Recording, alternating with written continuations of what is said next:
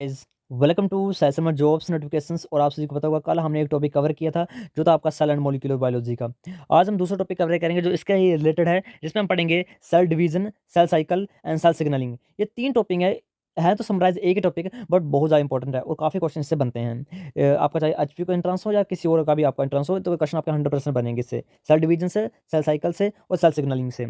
तो आज हम सबसे पहले पढ़ेंगे थोड़ा सा थ्योरेटिकल पोर्शन। देखो थ्योरेटिकल पोर्शन पढ़ेंगे जो आपका पीडीएफ मैं टेलीग्राम चैनल पर आपको प्रोवाइड कर दूंगा। बट आपको मेन फोकस किस पर रखना है? आपके पास टाइम नहीं है, आपको मेन फोकस रखना है एमसीक्यू क्वेश्चन पर। जितने ज़्यादा आप क्वेश्चन अटेम्प्ट करोगे उतना ही आपके लिए बेनिफिशियल रहेगा। आपको बेसिक से लेकर एडवांस तक आपको जाना है, यानी आपको बेसिक क्वेश्चन सोल्व करने हैं, देन आपको एडवांस लेवल के क्वेश्चन सोल्व करने हैं। मिलेंगे कहाँ? साइंस से जॉब्स नोटिफिकेशन पर। आपको बेसिक क्वेश्चन आपको सोल्व करने से पहले आपको इस टॉपिक के, जो इस टॉपिक मैं आपको दिखा रहा हूँ cell division and cell cycle के, इसके 100 क्वेश्चन मैं आपको पहले बेसिक दूंगा, प्लस साथ में ही आपके 100 क्वेश्चन होंगे आपके किसके, एडवांस के, यानी 200 क्वेश्चन होंगे। और 200 क्वेश्चन का पीडीएफ मैं आपको यहाँ पर दिखा देता हूँ, एक सेकंड। ये आपका पीडीएफ है 200 क्वेश्चन का, ठीक है।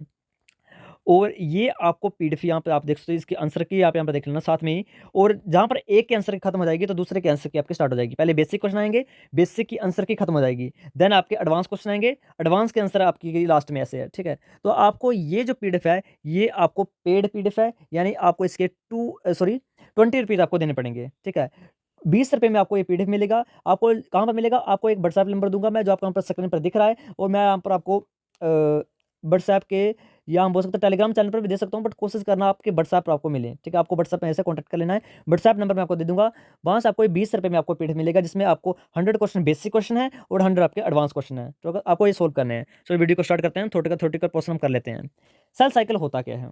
The cell cycle is an ordinary set of event by which a cell duplicate its genome, synthesis of the other constituents of the cell and eventually divides into daughter cells, ठीक है। इसको हम cell cycle बोलते हैं। Phases of cell cycle के phase आपने बचपन में पढ़े हुए हैं, इंटरफेज पढ़ा है, देन आपका G1, S1, G2, M।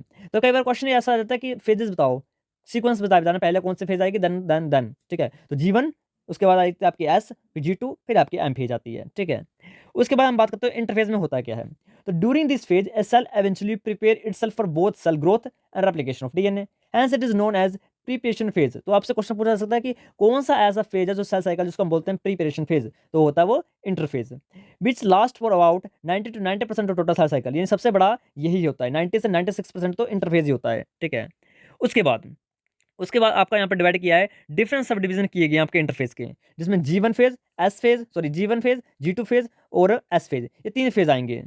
और इसके बाद आपका M फेज आता है, जिसको बोलते हैं माइटोटिकली यानी एक्चुअल डिवाइडिंग फेज। तो G1 फेज फर्स्ट फेज आता है, जिसमें when the RNA and protein are synthesised but there is no DNA replication. तो डीएनए रेप्लिकेशन नहीं होती है G1 फेज में, ओनली आपके अमाइनो एसिड को इकट्ठा किया जाता है, जो भी एसेंशियल रिक्वायरमेंट है उनको इकट्ठा किया जाता है।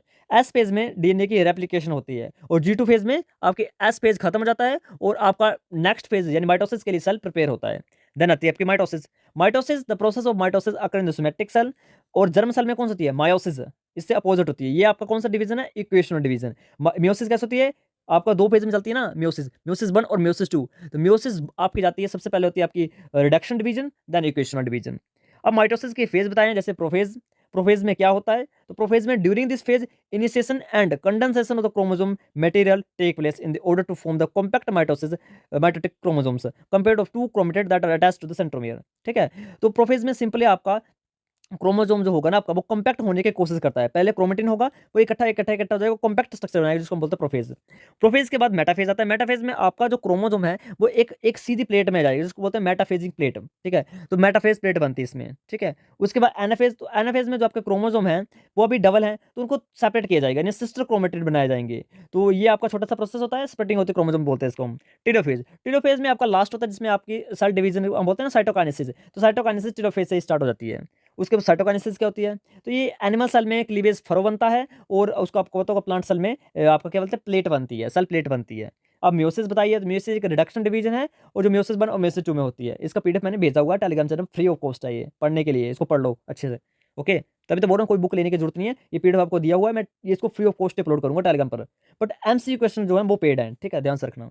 अब प्रोफेज 1 में कौन-कौन से फेज जाते हैं, तो यहाँ पे आपको रखना है प्रोफेज या लैपटॉप 3 में कुछ खास फेज हैं, थिन थर्ड फेज इसको बोलते हैं। बट सिनेप्सिस कहाँ बनते हैं, यानी सिनेप्टिक न्यूक्लियर कॉम्प्लेक्स कहाँ बनता है, तो ज़ाइगोट में बनता है। पैकेटिन में क्या बनता है, क्रॉसिंग ओवर होती है। ऐसे-ऐसे क्वेश्चन आते रहते हैं, मेटाफेज 2, एनाफेज 2 और टेलोफेज 2 ऐसे जी। उसके बाद रेगुलेशन क्या है सेल साइकिल का, तो यहाँ पर सारे चेक पॉइंट वगैरह आपको बताया गया है, P63 के बारे में बताया गया है, ठीक, P21 के बारे में बताया गया है, आपके साइक्लिन बताए हैं, ठीक है। उसके बाद सेल सिग्नलिंग क्या होती है, तो सेल सिग्नलिंग का यहाँ पे ओवरव्यू दिया है। उसके बाद सेल रिसेप्टर क्या होते हैं, ठीक है। रिसेप्टर पढ़ लेना, जैसे जैसे नोच रिसेप्टर हो गया, साइक्लिक एएमपी सेकंड मैसेंजर हो गया, जीपीसीआर हो गया, ये जीपीसीआर का एग्जांपल दिया गया है, ठीक है। आयन चैनल क्या होते हैं उसके बारे में यहाँ पे देखो, ये बहुत अच्छा ये टेबल बताया है, ये टेबल है, ठीक है, इसको सोल्व कर लेना। अब यहाँ पर देखो कितने क्वेश्चन है, 9 क्वेश्चन है, इनको मैं करवा देता हूँ 9 क्वेश्चन को। Dash is the common second messenger, कौन सा सेकंड मैसेंजर है, तो साइक्लिक एएमपी एक सेकंड मैसेंजर है, option A is the right answer. Question 2, paracrine signal are, paracrine signal क्या होते हैं, long lived with wide spread effect, short lived but wide spread effect due to the cascade, long lived but are acting locally, या short lived with local effect. Paracrine signals, तो paracrine signal होता है आपके short lived and local effect, यानी D option. Question 3, cell surface receptor may be any of the following except cell surface receptor, GPCR तो है, enzyme receptor, transcription factor. देखो transcription factor आपके ऐसे फैक्टर होते हैं जो न्यूक्लियस के अंदर होते हैं, यानी ये तो होने वाला नहीं है, यानी C is the right answer. Question 4, the dash surrounds the cell like a wet and preventing the passage of substance between the cells, prevent करते हैं, तो मैंने कल ही पढ़ाया था आपको प्रिवेंटिंग वाला। टाइट जंक्शन एक आयंस को भी पास नहीं होने देते हैं, option D is the right answer. Question 5, the protein are involve into the recycling signal through the G protein linked receptor, which is the following form of G protein is considered to be active state, तो active जब होता है जब GTP bind होता है, GTP कहाँ bind हुआ है, डी में, तो option D is the right answer. Question number 6, neurons response after the immediate shock in example of, neurons का, तो जहां पे भी न्यूरॉन्स की बात आएगी तो आप बात करोगे सिनेप्टिकल, यानी सिनेप्टिक नो बनता है ना, तो synaptic signalling. Question 7, which of the following enzyme is responsible for adding a phosphate to the protein in order to generate a signal, तो protein kinase. Question number 8, which of the following is the सब class of membrane receptor, membrane receptor, तो ये सारे के सारे क्या है, membrane receptor के एग्जांपल हैं।